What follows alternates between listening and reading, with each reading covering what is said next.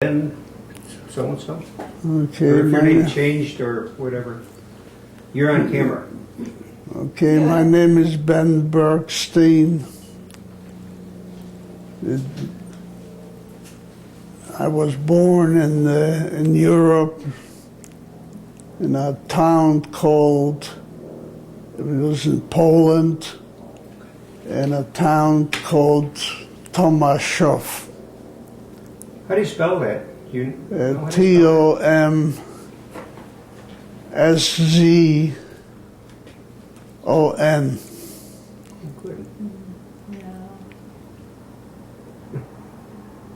Okay, carry on. Well, I remember,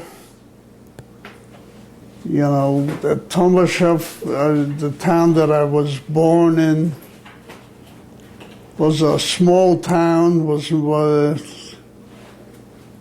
And my dad was in the lumber business, and we had 5 children.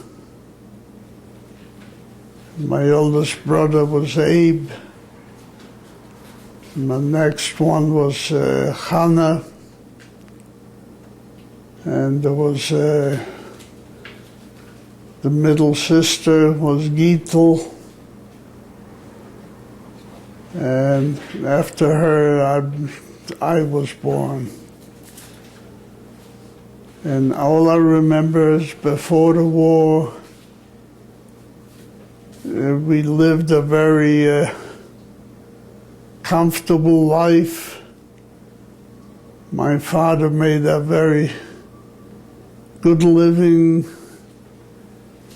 and we had a house and a large yard and a place in the town of Tomaszów.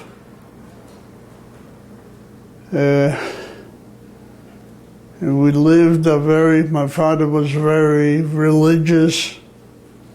He observed all the holidays and when you had to fast and when you had to go to the synagogue, and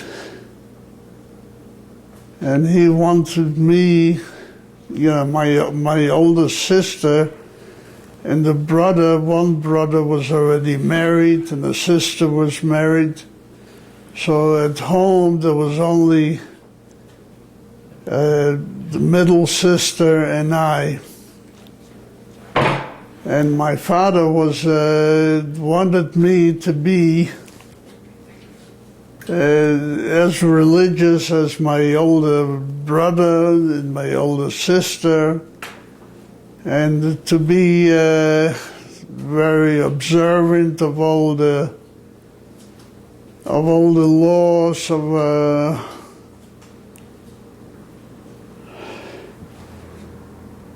our upbringing. But you know, the world was changing. We had the world was all different. We were going out and live in the 20th century. And my dad still wanted to live in the old religion. Well, you know,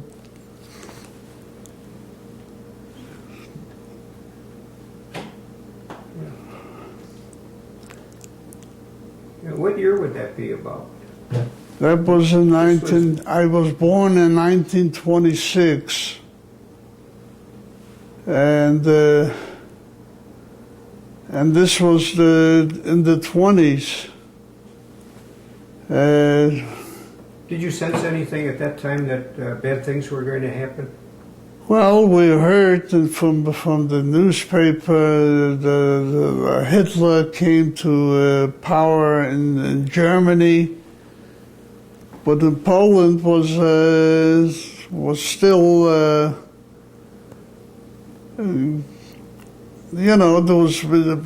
Polacks were also anti-Semitic, but they didn't come into our house and try to kill us, or when we were going out, they would hurt us. Until the war broke out. The war broke out and with Poland and Germany. And it lasted for a few days, and before you know it, the Germans were in our hometown. And it was terrible. Soldiers, came around to Jewish homes, and they would see Jews with beards, and the sight burns, and they would, just pick out any person on the street when the Jews were, walking and live their life, and they would harass him, and they would take a pair of scissors and cut off their beards, cut off their side locks. And they would make a big laughter out of that, and they would laugh, and they would have a good time. This was the Germans that would do this, or some of the anti-Semitic? No, that was the Germans. The Polacks they would harass you in different ways, call you a Jew bastard, go to Palestine, you don't belong here, we don't want you here. But they were your neighbors. They were our neighbors, yes, but they weren't actually doing horrendous things like beating you once in a while, in the middle of the town, where the Jews had their business, and they sat there just like they would go to the synagogue. I mean, they did not change their looks. They looked the same with the beards and the payas. This is what they used to call them, payas. And the Polacks took it for granted that this is how the Jews dressed and how the Jews looked. And once in a while, if you had a very anti-Semitic Polak, he would, hurt the Jew, would hit him, or he would put the payas on fire, and the man was running with his hands, and he would cry out, and the Polak was still singing, Żydzi do Palestine, the Jews should go to Palestine. They don't belong here. And this was happening, at that time. Not always, we lived in a very secluded street, so we did not observe or witness these calamities. So you did not witness it when, they would... Oh, yes, they had witnesses. But I mean, you as a young boy at that time. Myself, no. I did not observe these calamities, these destructive things that they did to the Jews. But, it was in the newspaper, it was, all you had to do is go downtown and you'd see the turmoil, because, most of the Jews had businesses, stands in the market, and they would come to the market, and whatever the Jew had on this table, you know, merchandise, clothing, and stuff, and they would turn the whole table on the street, you know, on the ground. That's that the Polish people would do that. Yeah. This was before the Germans came. Yeah, before the Germans. So you witnessed anti-Semitism before Hitler? Oh yes, took you know, of power. course. I mean, the anti-Semitism was growing. They had, or I don't remember the name. So this would be the late 20s, like 28, 29? At 29, and then in the 30s, yes. In the 30s, they had signs, don't buy from Jews, we shouldn't go to a Jewish store. And they would go to the Jewish stores on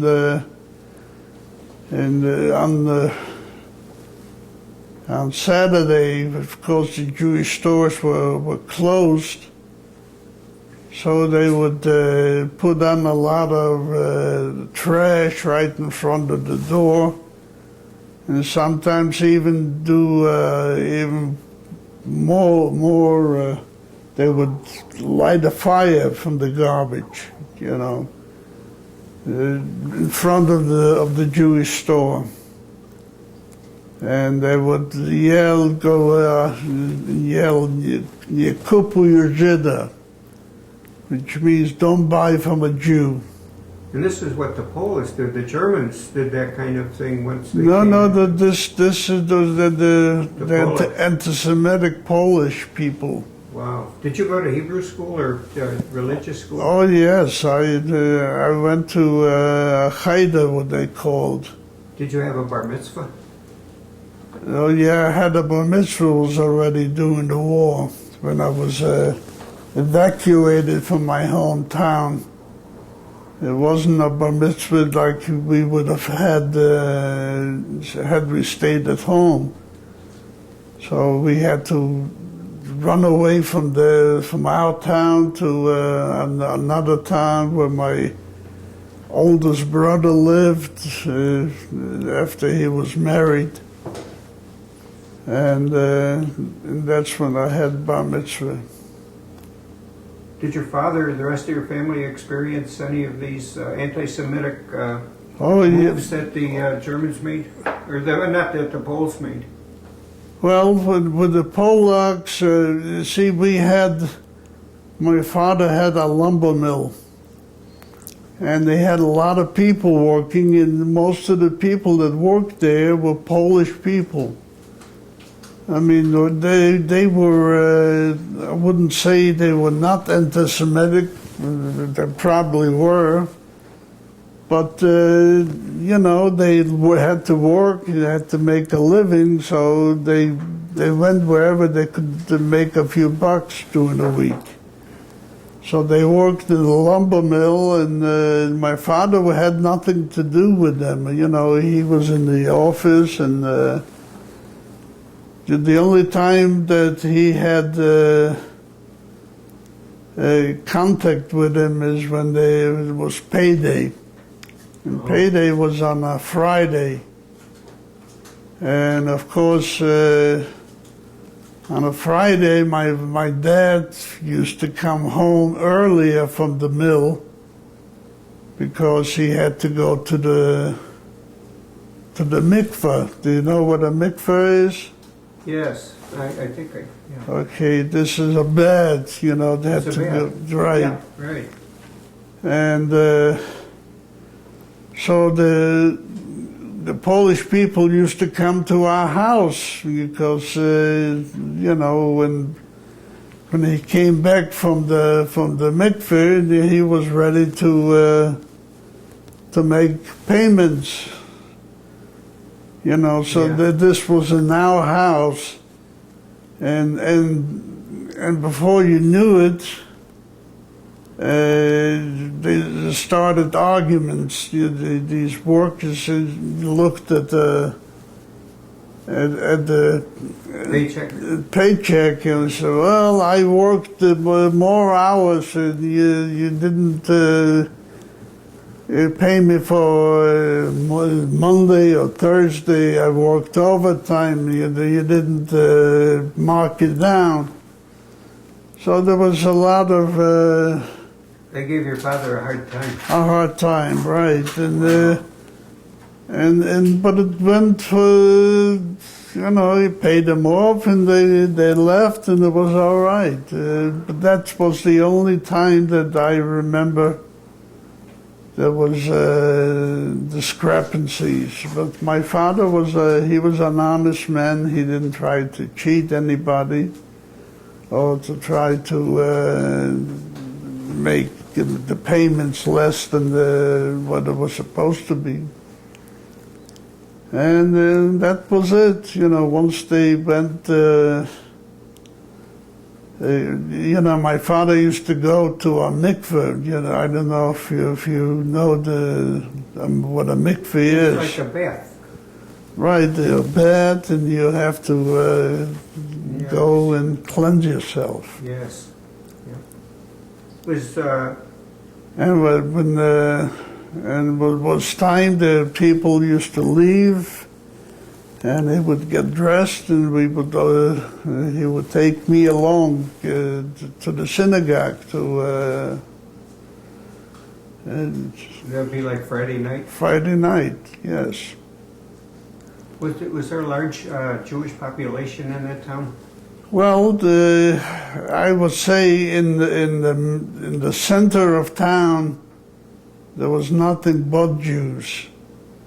And Gentiles... They lived there also? They had their stores there? That's where the market was, and that's where the bed was. I mean, the Jews congregated in a very small community. Polish people were on the outskirts, and they didn't want to live among Jews. So this is how the life was in Poland. The Jews had their businesses, their stores, or the stands right in the center of the town. And the Polish people were on the periphery all around. And this was our life. And we had our house was a little bit away from the center of the Jewish population. Because my father bought that house right after the First World War. And that house used to be a big house. I mean, it was it used to be a school. Oh. And my father and my uncle, that's my mother's brother, they bought that house right after the First World War. And they remodeled it, and they made kitchens, and made it into a house, not like a school. But it was comfortable for it was family. Comfortable, but we had two families. After a while, it was a third family. My grandfather from my mother's side.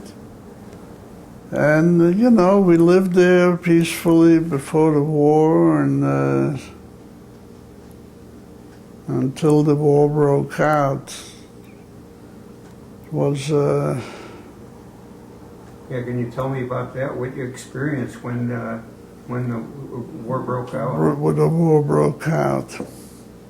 And how did things change in your town at that time? Well... did it go from bad to worse? Yes, it went from bad to worse. Well, when the war broke out, I mean, we didn't the war was far away from us. I mean, we didn't hear any shooting or anything. And then was about a week and a half after the war broke out, and we started hearing airplanes coming overhead, and we were afraid to go outside. So everybody was trying to look out the door to see what is happening. And all of a sudden, something started coming down from the sky, and it hit the ground, and we had a window in front of our door. Was just a casing screwed in or nailed in, whatever. And we were looking out to see what's happening. You know, we heard airplanes coming and bombs dropping. And we looked out and opened the door, and everybody was trying to look out through the door. And all of a sudden, this glass door came tumbling down. From the vibration? Well, it was vibration, you know, the whole house was shaking from the bombs. And it fell right on my grandfather's neck. You know, this thing, you know, it knocked him out, knocked him down, and he was laying on the ground, and we were trying to revive him, and eventually we did revive him. But this was our first experience. First experience was happening. Did the Germans come to town, and were they present in the town at that time? When they started bombing before they entered the town. Oh yes, the bomb before they started. We didn't hear any shooting or anything, just from the bombs. And then eventually, about a couple hours later, we started hearing.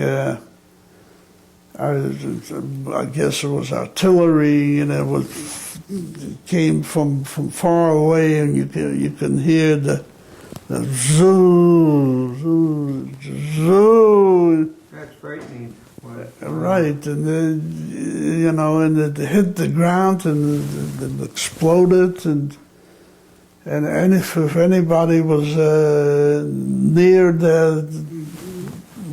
what's happening there, you know, were injured or killed. There were some people who were killed. And they started bombing the middle of the town.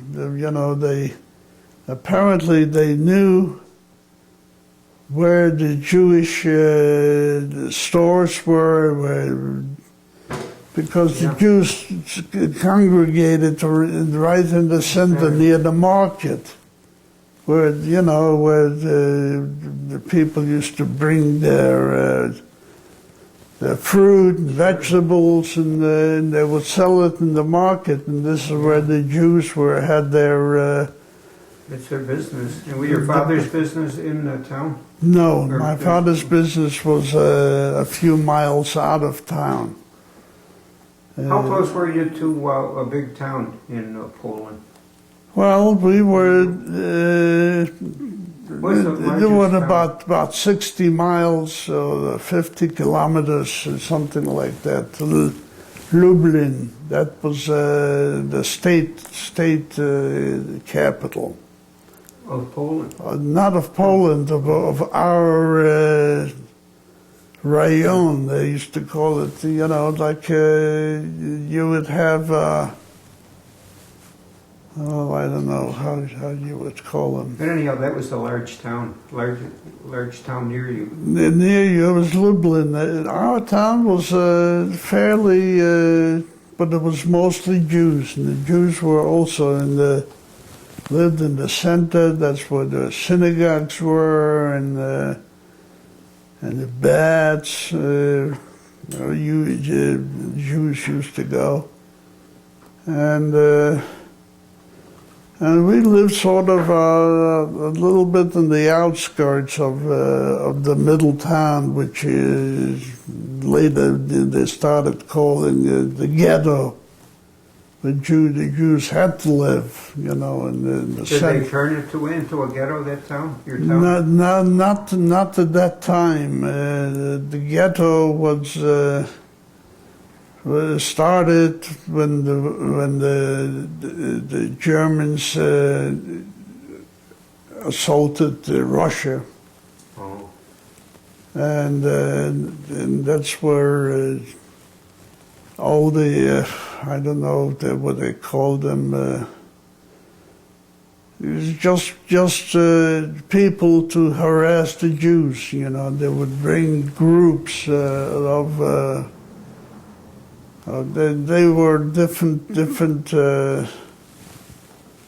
religions and different. They're Ukrainians, and they had some other people from different states. They would bring them into Poland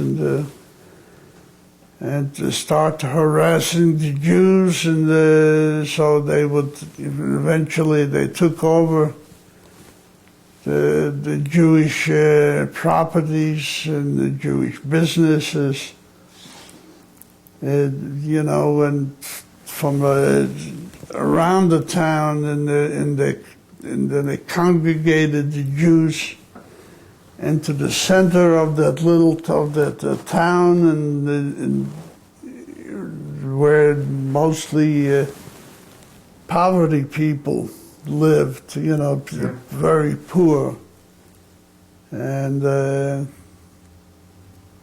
eventually that area became the ghetto, where the Jews were not allowed to go anyplace else, so they had to stay there. They didn't barricade it or anything around it? Oh, yes. They put fencing around it? Or In the beginning they didn't, but eventually the town started putting fencing around. It was only, with wire or some other... It's to prevent the Jews from leaving or fleeing. From leaving, right. Yeah. And they had to stay there, and and there was no place to buy... No place to run. To run and to buy a piece of bread. I mean, they closed all the Jewish stores, and they moved them away.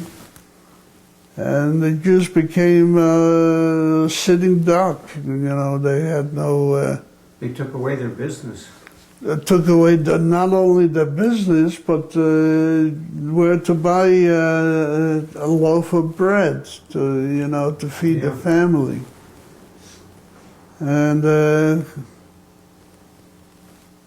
this went on, and so the only way the Jews could survive, if some of them, went out from the ghetto, that surrounding. You mean they escaped from the ghetto area?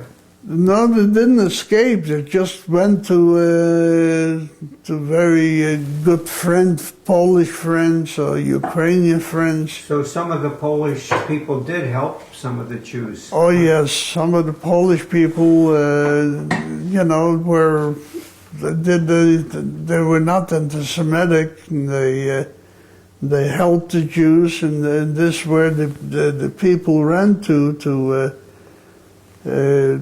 buy a piece, a few loaf of bread to bring home to the family. And this went on. This was before the Germans came to town? No, this was.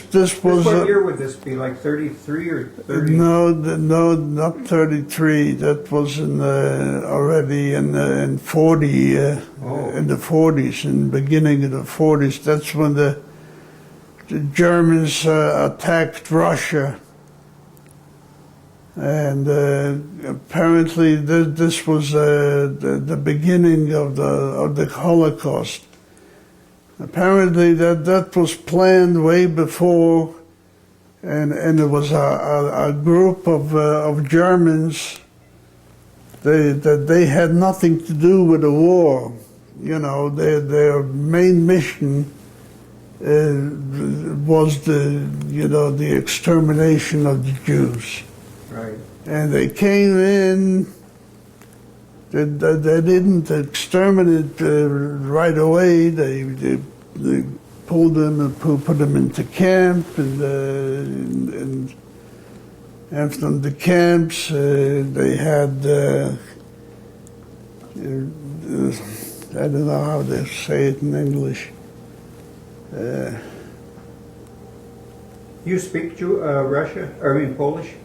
Polish, well, very little already. I forgot, don't forget, when I left Poland, I was only 11 or 12 years old. Wow. Yeah.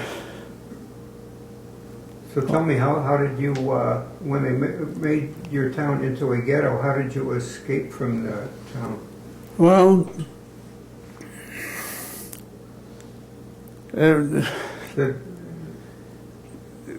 we moved to another town. We had a lot of Polish friends. My father was in the lumber business, so he, besides just people that were just working for him, and but we had some more intelligent people that, working in the office, and apparently they were very loyal to my father, and because, my father treated them all very, very good, and he paid them on time, and, the good workers had no ill feelings. Ill feelings towards my father. No, they had. They liked my father. They used to also come on Fridays, and my father had checks made out. See, the only things the daily workers that worked on the yellow lumber was they had daily papers, how many hours they worked or what kind of work. So they kept their own time, the workers? Well, no, there was a foreman that used to keep time. Sometimes he kept time on just on a paper, and in 1936, or maybe earlier, we started having automatic timekeepers. They didn't have a time clock? Oh yeah, we had a time clock, sure. Sure, that made it accurate. Yeah. And but even then, some of the workers complained they worked more time, but they didn't have it on paper. So, and not only on the paper, but the paper had to go through a machine. You had to punch it when you started working and when you left, and so if you looked at that card, you saw right there how many hours the man worked and what kind of work he was doing. And he got paid according to the time and the quality, whatever, We had several characters of workers. There were daily workers. they worked the day of several hours during the day, and they accumulated 5 days or 6 days. And it was punched out on a card. I mean, they had to punch in when they started working and when they quit. So the bookkeeper could Sure, keep it accurate. keep an accurate. That was fair, yeah. See. Right, and but a lot of the people, they came in early, they left early, and they didn't punch out. You know, so it was a turmoil.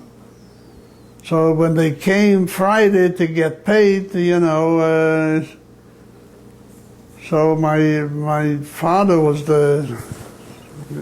he made out the checks or the money, whatever they had to do.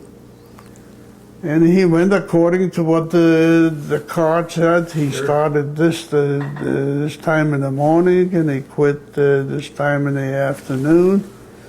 And either 4 days or 5 days, and that's the way they got paid.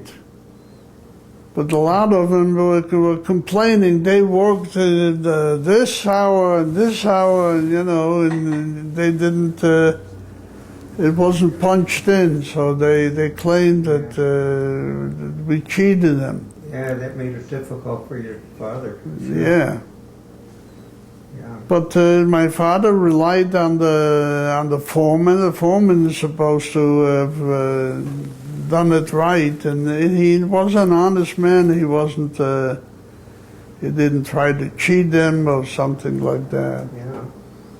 But you know, they claimed they worked so many hours and they didn't get paid. So that this is where I could see where anti-Semitism started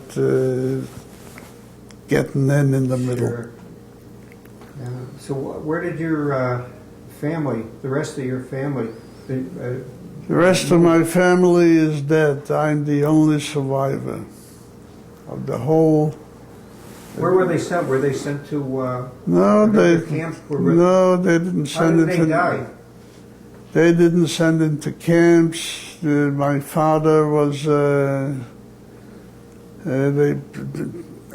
They assembled a lot of, you know, the majority of the Jews. They had to report to the main square, and if they did not report, they would find them and shoot them. right. They gave an order that Jews from 18 to 65 to report on the main square. You know, and I was a young kid, and I didn't observe all the orders, you know, and I just stood in the periphery And you watched. and I watched all the happenings. You watched your father and mother report. Well, my mother, there was only men. Oh. And then they put him in the town square. That's where they assembled him until the trucks came and they loaded him up. And I stood in the periphery on top of a little hill, and I could see my father, and he could see me. And he couldn't talk because it was very far. So the only thing you could see from him was like, what can I do?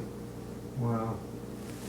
You So know? that was the last time you saw And him? that was the last time I saw my dad. Then they loaded him up on trucks, and they took him out wherever in the woods or someplace, wherever they had the stations, and they made him undress.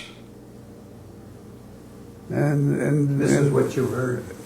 yeah, and then they would shoot him, and they would fall in right into a grave. And they had Jews already that carried that the Germans They were working for the working Germans. for the well, not willingly. I mean, Of they. course not, no.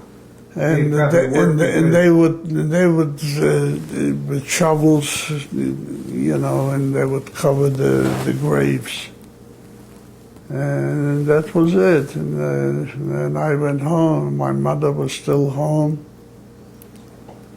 and I told her what I saw, and she was so distraught.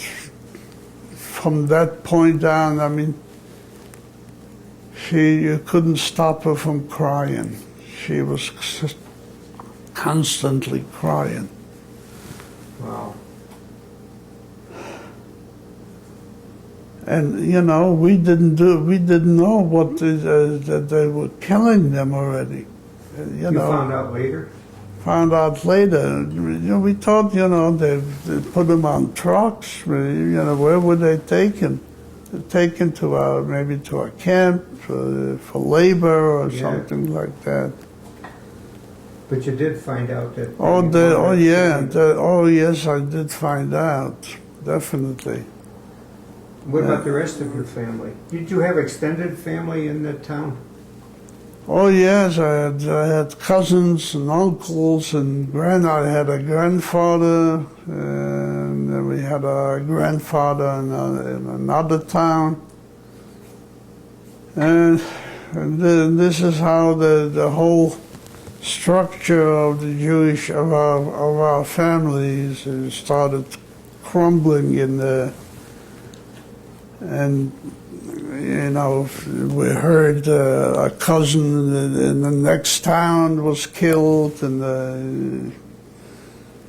I had a grandfather in a small town from the other side, and well, he wasn't killed. He came to our town.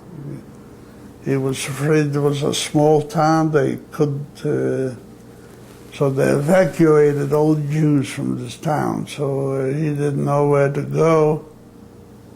So he came to us, and he stayed with us. And that was... was that a safe place to be, to stay with you? Well, so far, you know, wherever, you know, they weren't chasing Jews and beating them, this was the place to be. You know, we had no other choice. So you were lucky at that point. Well, lucky for a very short time. Yes. You know, and before you know it, the Germans came into town, and the Polacks, you know. They helped the Germans, didn't they? Of course. So how did they help? They took everything the Jew had. They robbed them and they massacred them. You know, they held the Germans just like even worse than the Germans. The Germans picked good anti-Semites to do their job, right? Wow. And they did their job. Oh my God! I mean, they took all the Jews' belonging, what the Jews had, anything valuable, and they put the Jews out in the middle of the street. You know, stay there. This is where you belong. They took their homes away. They took their homes, and they keep yelling, Jews go to Palestine. You know, you don't belong here in Poland. Wow. But also, you know, there were some Polish people that were very gentle towards the Jews. And, you know, they were very friendly with the Jews, and they were... even when all these bad things were going on? Well, the bad things was mostly propaganda. I mean, the Jews didn't harass Polish people. It was just the other way around. Yeah. You know, the anti-Semitic Polish people, they were yelling, "You kupujesz Żyda, don't buy from a Jew." You know, so, and they took over their stores, and they took over their businesses, and There was no way for the Jews to fight back and well, there were, to resist. you couldn't resist. I mean, well, you know, after the war, I analyzed myself with other people. What could have Jews have done? And they could have resisted. I mean, but they were not. The Jews didn't have a weapon. They were unarmed. Right? They didn't have a weapon. They didn't have the gumption to go and assault the Polish people. You know, we thought we lived in a country where we weren't wanted, but we felt, you know, if we don't bother you, you don't bother us, we can live in peace. And this was but you know, it was a time when even the Polish people, they became very anti-Semitic, and they harassed the Jews, and the Jews had to move away from making, well, I wouldn't say a nice living. I mean, the Jews always lived in the bad sections of the town, you know, in sort of ghetto type homes. And this went on until the war broke out. The war broke out, it got even worse, and before you know it, wherever you lived, you had to move out, and you had to move to the center of the town, which was the worst section of the town, you know. And they moved those people. I mean, if they're not Jewish, they moved them out. So before you knew it, it became a ghetto, like, you know. It was the first time my whole family experienced this type of harassment. And we had no choice. We had to move into the ghetto, and, you know, we had... Where did you live in the ghetto? Did you find a home to live in? Well, you know, Because your home, what happened to your beautiful home? The beautiful home was there until after the war, but now I understand, of course, there was nobody to take care of it. You know, they tore it down, so there's no more home there. But at that time, you know, we congregated in the center of the town. That's where they wanted us to be. And before you knew it, the center of the town became the ghetto. And they put on a fence out of boards and wire, and this is where the Jews had to be right in the center. Did they electrify the fence? Not in the beginning. Eventually, when you know, eventually they electrified it, and they built the fence better, higher, and before you knew it, the Jews were really in a ghetto,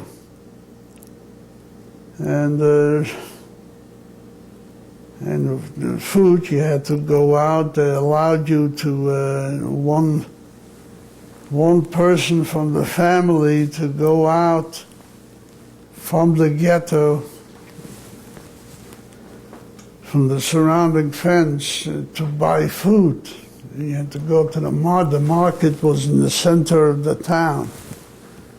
And to buy fruit and vegetables and meat, which the Jews weren't allowed to have anymore, these kind of businesses. So only Polish people were allowed. They had the butcher shops, and they had the vegetables, and they had the bakers, bread.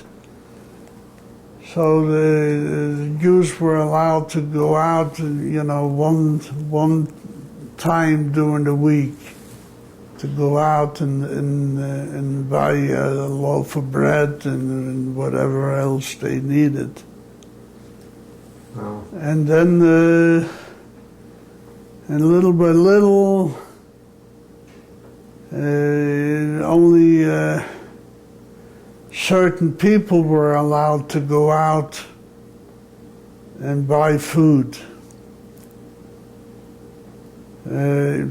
So it created a very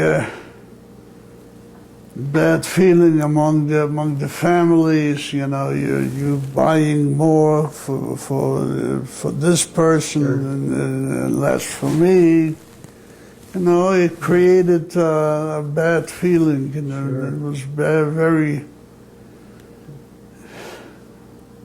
So what happened? This was in the 30s. Oh, this was in the late 30s, 39 and 40. So tell me When the what war happened. when the war broke out. That was like 39. 39. That's when the war What happened broke. in the early 40s? Where were you and your family at that time? Well, we were.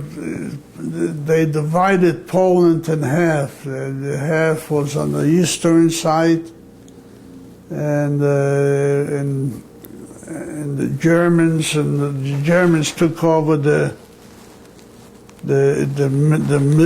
middle and the western side, and the right side was the Ukrainian and the Russians. This is where Stalin started. He came into to Poland, and took over half of Poland, and the other half remained with the Germans, and there was some sort of a Polish regime for a while. And this went on until the real war started between Russia and Germany. And, Where was your family at that time? My family was in the Ukraine part of Poland, where my older brother lived. He had this business there. He was also in the lumber business, just like my father. And we stayed in that town until the Russians. The Germans started invaded Russia. That was in 1940. 1940. Yeah.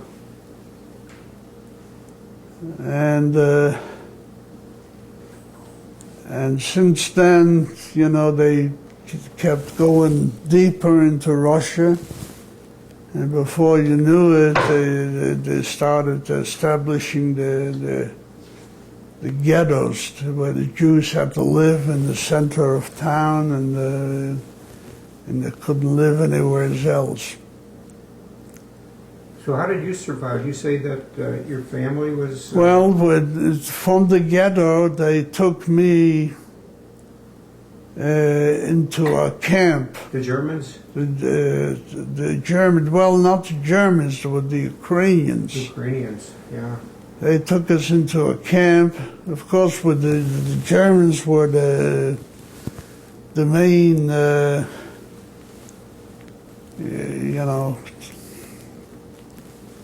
they gave the orders, and the Ukrainians had to Follow the Germans' yeah. orders, right? and they put me into a camp. And Where was your mother at that time? well, And your brother? my mother was home. Apparently, the women they did not didn't bother them until every few months they created a new regime. Jews had to live here. They can't go there. They can't go shopping in the market. They can't. So they left Jews in the middle of a little tiny area. They had no way of surviving to buy a piece of bread or a vegetable or anything. So the only way they survived is if they could steal from the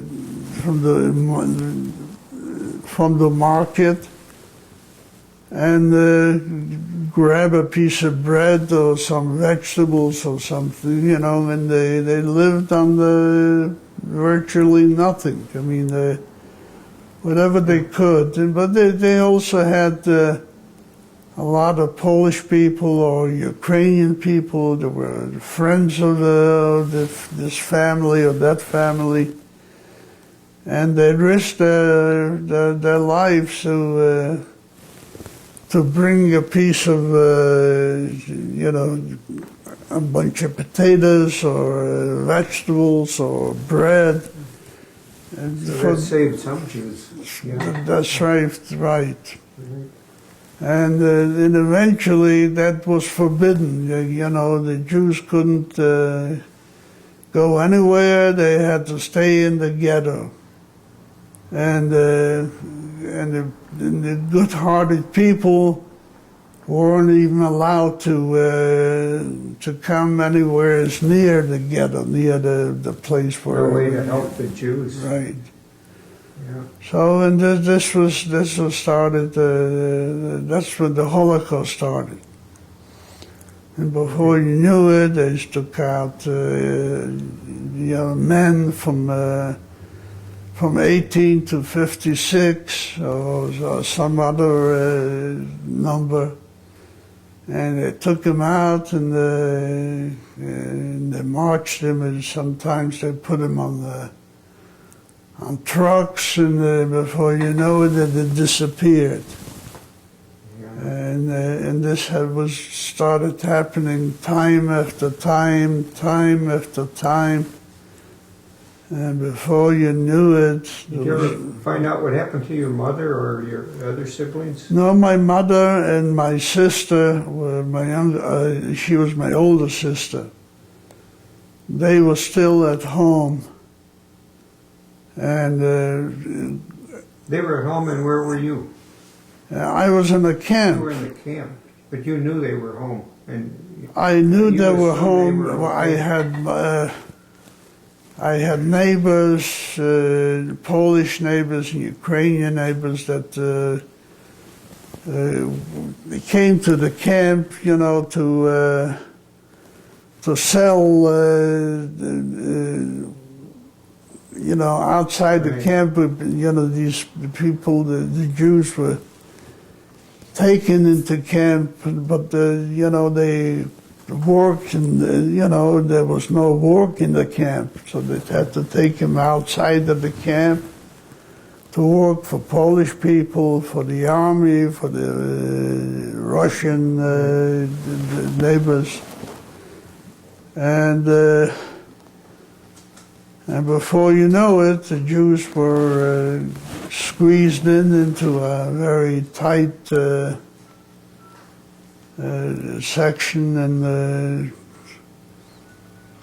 they had very little food, and before you knew it, they were surrounded, and they were in a camp, and that's all. And they were not allowed to go outside the camp. You were in another camp, right? Well, I was in And I camped a little further in a city. It was called in Jewish Lemberg. In Polish was I forgot already. And this is where I worked. And What kind of work did you do there? well, there's all kind of different kind. My job was to take care of a Polish, I don't know what you call him. He cleaned something that made olive oil. Oh. And I helped him. I brought him all kinds of different fruit. I used to go to the farmers and take fruit or food from them, and these guys would. But Ben, we're going to have to stop now.